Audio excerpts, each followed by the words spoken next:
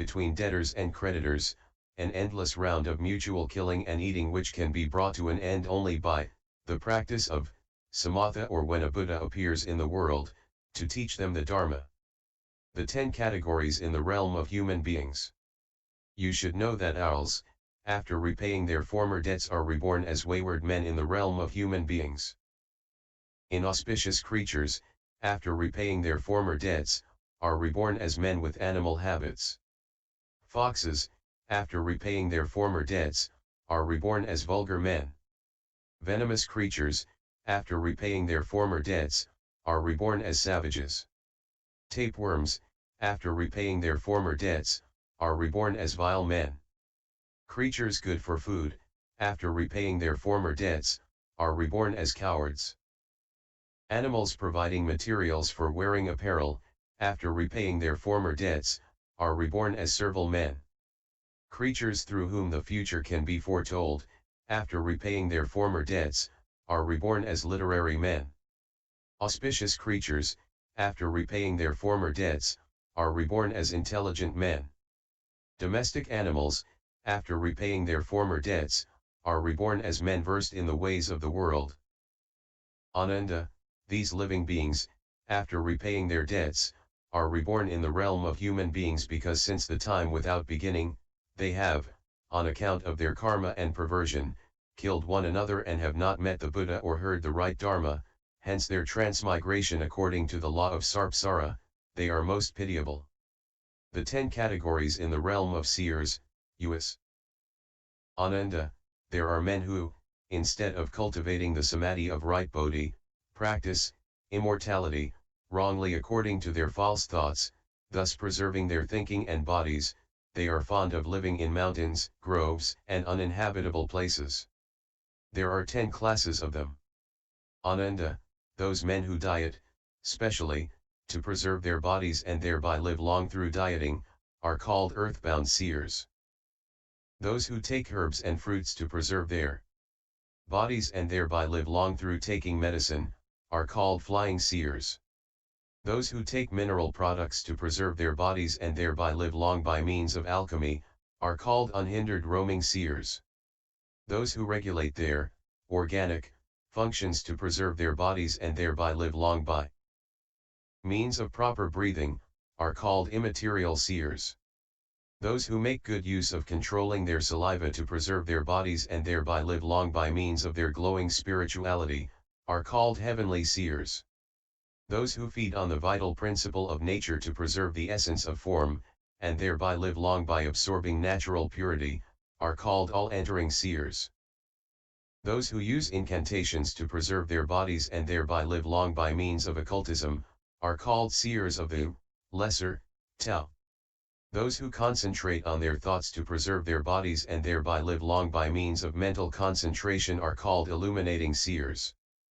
Those who practice the integration of the positive and negative principles to preserve their bodies and thereby live long by means of the spiritual harnessing power of yoga, are called spiritual seers.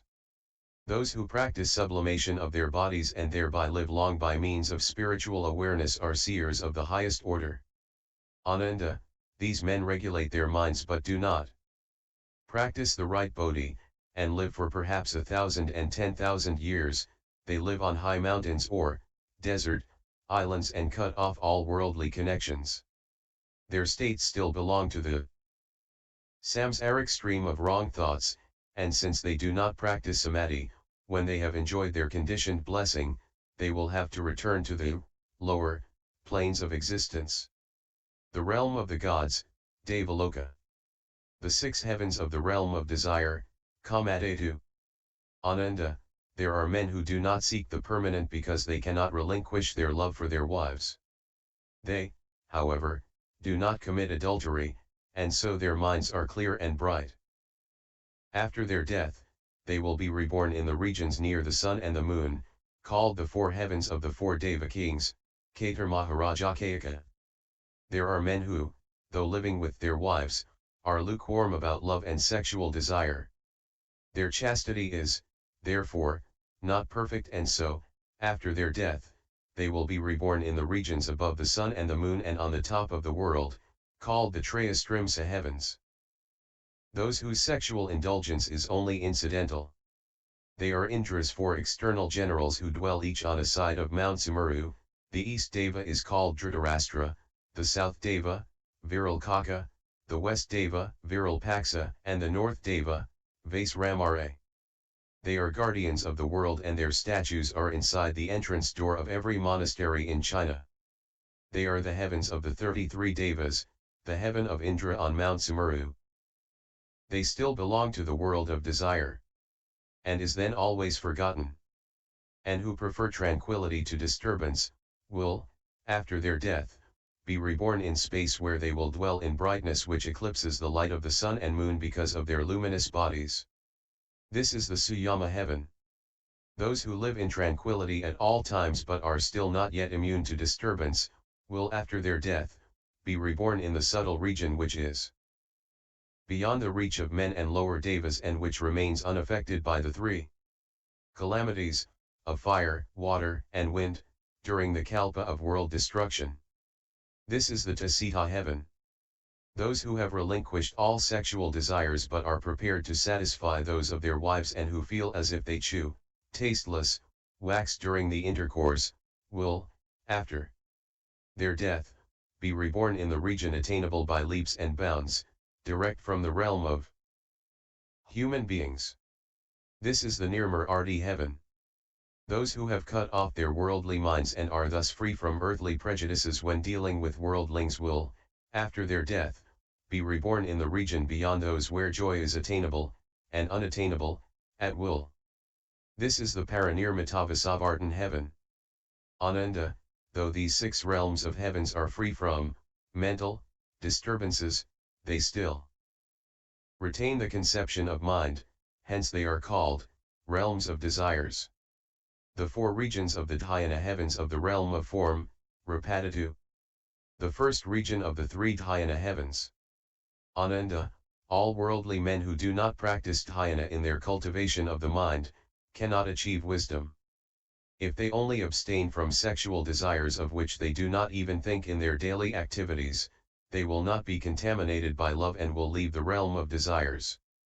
They will be reborn, as they wish, as people, Brahmaparisadya, in the heaven called Brahmakayaka. Those who relinquish their habits of desire and so realize minds free from lust, are able to keep the rules of morality and discipline and to live purely whatever they do.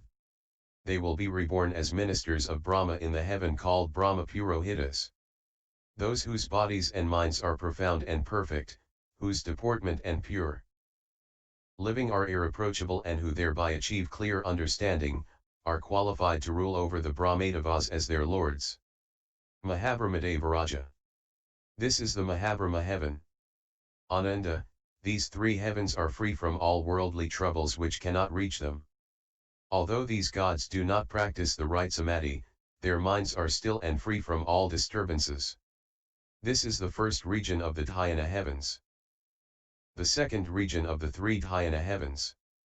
Ananda, next comes the heaven of Brahma who reigns over his people and perfects the rules of pure living and whose unperturbed mind is still and shining. This is the heaven of minor light, Paritabha. The above light grows brighter and illumines all the worlds in the 10 directions, thereby changing everything into clear crystal. This is the heaven of infinite light, Apramar. The preservation of this infinite light now becomes the theme of the teaching voice that preaches purity and cleanness to all who can respond. This is the Abhasvara heaven. Ananda, these 3 heavens are beyond all worldly troubles, and although their devas do not practice the right Samadhi, their pure and clean minds are free from all the coarse characteristics of Sarpsara. This is the second region of the dhyana heavens. The third region of the 3 dhyana heavens. Ananda, thus these devas transmute this perfect light into the theme of the voice which reveals the wonderful state, and thereby gives rise to pure conduct that unites with dhyana by wiping out all former feelings of joy. This is the heaven of minor purity, Paritasubha. Pure voidness now manifests in its boundless immensity, causing both body and mind to experience comfortable weightlessness and nirvanic bliss. This is the heaven of infinite purity, Apramar Ajubha. Body, mind, and universe are now in the state of perfect purity, which reveals clearly a supramundane abode full of nirvanic bliss. This is the heaven of universal purity, Subhakrishna. Ananda. These three heavens accord with the state of perfect dhyana, in which body and mind are at rest and enjoy boundless bliss. Although their devas have not achieved the right samadhi, their still minds are full of happiness. This is the third region of the dhyana heavens. The fourth region of the four dhyana heavens. Further, Ananda, these devas whose bodies and minds are beyond all sufferings, the causes of which have been completely wiped out, realize that bliss is not permanent and will in time inevitably come to an end. They, therefore, relinquish completely the dual concept of suffering and happiness, and, as they wipe out the coarse characteristics of both conditions, the state of felicity manifests in all its purity. This is the heaven of felicitous birth, Puryaprasava. The elimination of the above duality results in their complete liberation from this hindrance and enables them to enjoy the full measure of felicity as long as they stay in this heaven. This is the heaven of felicitous delight, or cloudless felicity, Anabhitrika. Ananda, the above heaven now divides into two paths, one of which is attainable by those who, in the light of boundless purity, achieve the perfection of felicity as their abode. This is the heaven of abundant fruit, Bratphala. On the other hand, if they wipe out both suffering and happiness, thereby developing a renouncing mind, which in time ensures their complete renunciation, both their bodies and minds will be eliminated, and with them all mental troubles. But because their practice is based on the samsaric idea of birth and death as a point of departure, they will not, for 500 eons, realize their permanent nature. The reason is that in every kalpa they can only succeed during its first half in wiping out all their thoughts, which, however, will recur during its second half, because of the wrong starting point. This is the heaven of thoughtless devas, Asanjana Sattva. Ananda, these four heavens ate beyond all worldly suffering and happiness, which can no more stir them.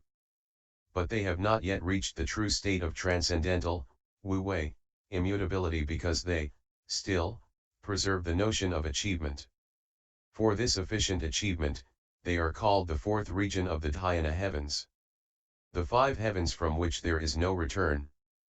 Further, Ananda, above the fourth region of the dhyana heavens there are five heavens from which there is no return, whose devas have completely cut off all habits contracted through the 9 types of delusion of each of the lower heavens.